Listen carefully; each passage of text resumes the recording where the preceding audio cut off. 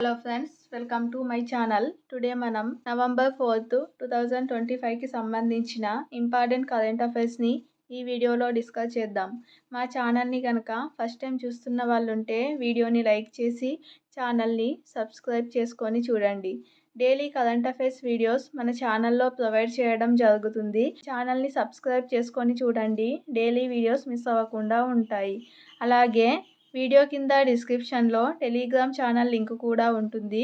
అందులో కూడా జాయిన్ అవ్వండి. డైలీ కరెంట్ అఫైర్స్ వీడియోస్తో పాటు కరెంట్ అఫైర్స్కి సంబంధించిన పీడిఎఫ్ కూడా ప్రొవైడ్ చేయడం జరుగుతుంది. టుడే ఫస్ట్ టాపిక్ చూసినట్లయితే సియాటిల్లోని భారత కన్సులేట్లో వాల్ ఆఫ్ యూనిటీ. అక్టోబర్ 31న మనం చూసాము. రాష్ట్రీయ ఏకతా దివాస్గా ప్రతి ఏడాది నిర్వహించడం జరుగుతుంది. ఎందుకంటే అక్టోబర్ 31న సర్దార్ వల్లభాయ్ పటేల్ జయంతి సందర్భంగా. సో అక్టోబర్ 31న ఏకతా దివాస్ నేపథ్యంలో అమెరికాలోని సియాటిల్లో గల భారత దౌత్య కార్యాలయ నూతన ప్రాంగణంలో సర్దార్ వల్లభాయ్ పటేల్ గౌరవార్థం ఐక్యతా గోడ వాల్ ఆఫ్ యూనిటీని ఏర్పాటు చేశారు. దానిపై 30 అడుగుల ఎత్తు, 14 అడుగుల వెడల్పుతో గుజరాత్లోని నర్మదా నది తీరంలో ఐక్యతా మూర్తి పేరిట ఏర్పాటు చేసిన 182 మీటర్ల ఎత్తైన పటేల్ విగ్రహ చిత్రాన్ని పొందుపరచడం జరిగింది. సో సియాటిల్లోని భారత కాన్సులేట్లో వాల్ ఆఫ్ యూనిటీని ఏర్పాటు చేయడం జరిగింది. అలాగే నెక్స్ట్ టాపిక్ చూస్తే భారత బయో ఎకానమీ రంగంపై నీతి ఆయోగ్ ఒక నివేదికను విడుదల చేసింది. సో నీతి ఆయోగ్ సంబంధించిన నివేదికలు చాలా ఇంపార్టెంట్.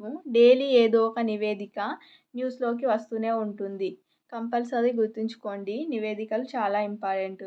అలాగే నీతి ఆయోగ్ అనేది ఎప్పుడు ఏర్పాటు చేయడం జరిగింది అనేది కామెంట్ చేయండి. మన దేశ బయో ఎకానమీ రంగం 2030 నాటికి $300 బిలియన్, సుమారుగా 26.40 లక్షల కోట్ల స్థాయికి చేరుతుందని నీతి ఆయోగ్ నివేదిక అంచనా వేసింది. వ్యవసాయం, అటవీ, మత్స్య సంపద, ఆక్వాకల్చర్లను కలుపుకొని మన దేశంలో బయో ఎకానమీ రంగం వేగంగా అభివృద్ధి చెందుతుందని వెల్లడించింది. 2047 నాటికి భారతదేశం అభివృద్ధి చెందిన దేశంగా మారాలనే దార్శనికతకు వ్యవసాయం పరివర్తన కేంద్రంగా ఉందని reimagining agriculture a road map for frontier technology led transformation పేరుతో విడుదల చేసిన నివేదికలో నీతి ఆయోగ్ వివరించింది.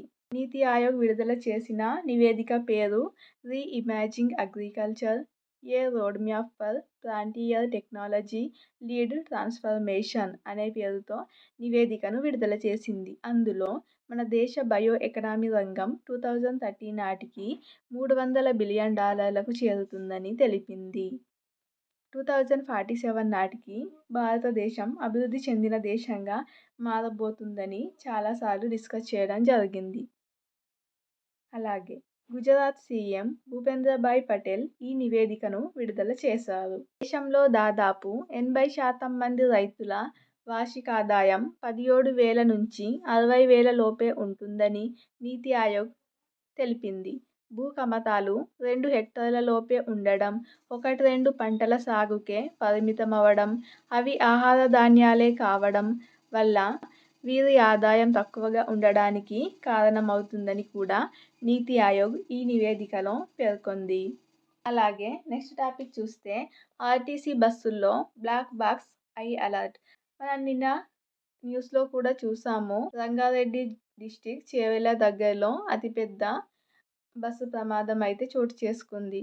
సో అలాంటి ప్రమాదాలకు సంబంధించి ఆర్టీసీ బస్సుల్లో ప్రమాదాలకు అడ్డుకట్ట వేయడానికి ఐ అలర్ట్ అనే ఒక డివైస్ను అందుబాటులోకి తేనుంది. ఆర్టీసీ బస్సుల్లో ప్రయాణికుల సంఖ్య గణనీయంగా పెరుగుతుంది. ఈ క్రమంలో రోడ్డు ప్రమాదాల నివారణ, ప్రయాణికుల రక్షణే ధ్యేయంగా బస్సుల్లో ఐ అలర్ట్ పరికరాన్ని అమరుస్తున్నారంట. దీని ద్వారా ఆర్టీసీ అధికారులు బస్సు ప్రయాణించే విధానాన్ని పరీక్షించవచ్చు. డ్రైవర్ బస్సు నడుపుతున్న తీరు, వేసిన బ్రేకులు, వెళ్తున్న వేగం, గేర్ల మార్పు ఎక్సలేటర్ వేసిన విధానం, ఇంధన పొదుపు ఇలా తదితర విషయాలన్నింటినీ ఈ బాక్స్ ఐ అలర్ట్‌లో తెలుసుకోవచ్చంట. 2-3 మంత్స్ బ్యాక్ చూసాము. అహ్మదాబాద్‌లో విమాన ప్రమాదం కూడా చోటు చేసుకుంది. సో, అలాంటప్పుడు విమానంలో ప్రమాదం చోటు చేసుకున్నప్పుడు మనం ఎక్కువగా విన్న పదం బ్లాక్ బాక్స్. బ్లాక్ బాక్స్ అనే పదాన్ని విన్నాము. విమానాల్లో బ్లాక్ బాక్స్ ఉంటుంది. అది విమానానికి సంబంధించిన ప్రమాదానికి ఏ విధంగా ప్రమాదం సంభవించింది అనే సమాచారాన్ని తెలుసుకోవచ్చు బ్లాక్ బాక్స్‌లో. అలాగే విమానాల్లో ఉండే బ్లాక్ బాక్స్ మాదిరిగానే బస్సుల్లో కూడా ఐ అలర్ట్ పనిచేస్తుంది. ఆర్టీసీ BS6 బస్సుల్లో ఈ పరికరాల బిగింపు తుది దశకు చేరిందంట. రానున్న రోజుల్లో ప్రతి బస్సులో కూడా ఈ ఐ అలర్ట్ సిస్టమ్‌ను ఏర్పాటు చేయనున్నారు. దీన్ని దీన్ని టెలిమాటిక్స్ అని కూడా అంటారు. అశోక్ లేలాండ్ సంస్థ ఇంజనీర్లు దీని పనితీరుపై ఆర్టీసీ సిబ్బందికి అవగాహన కల్పించడం జరిగింది. అలాగే నెక్స్ట్ టాపిక్ చూస్తే తెలంగాణలో 47.6% ఉపాధి హామీ పని దినాల తగ్గుదల కనిపించింది. ఇది కూడా ఒక నివేదిక. తెలంగాణలో 2025-26 ఆర్థిక సంవత్సరం తొలి 6 మంత్స్‌లో తొలి 6 నెలల్లో ఏప్రిల్ టు సెప్టెంబర్ మంత్స్‌లలో చూసినట్లయితే జాతీయ గ్రామీణ ఉపాధి హామీ పథకంలో 47.6% పని దినాలు తగ్గినట్లు లిబుటెక్ ఇండియా అధ్యయన నివేదిక వెల్లడించింది. దేశవ్యాప్తంగా సగటున పని దినాల తగ్గుదల దేశవ్యాప్తంగా 10.4%మేనని పేర్కొంది. దేశవ్యాప్తంగా 10.4% పని దినాలు తగ్గగా ఓన్లీ తెలంగాణలోనే 47.6% పని దినాలు తగ్గినట్లు లిబుటెక్ ఇండియా నివేదిక వెల్లడించింది. తెలంగాణలో గతేడాది తొలి 6 నెలల్లో ఉపాధి పొందిన కుటుంబాల సంఖ్య 25.33 లక్షలు కాగా ఈ ఏడాది ఆ సంఖ్య 19.94 లక్షలు అంటే 21.3% తగ్గిందంట. ప్రతి కుటుంబానికి లభించిన పని దినాల సంఖ్య 41 నుంచి 27కి తగ్గింది. సామాజిక వర్గాల వారీగా చూసినట్లయితే ఎస్సీల్లో 48.3%, ఎస్టీల్లో 41.7%, ఇతరులలో 49.5% మేర పని దినాలు తగ్గాయని తెలపడం జరిగింది.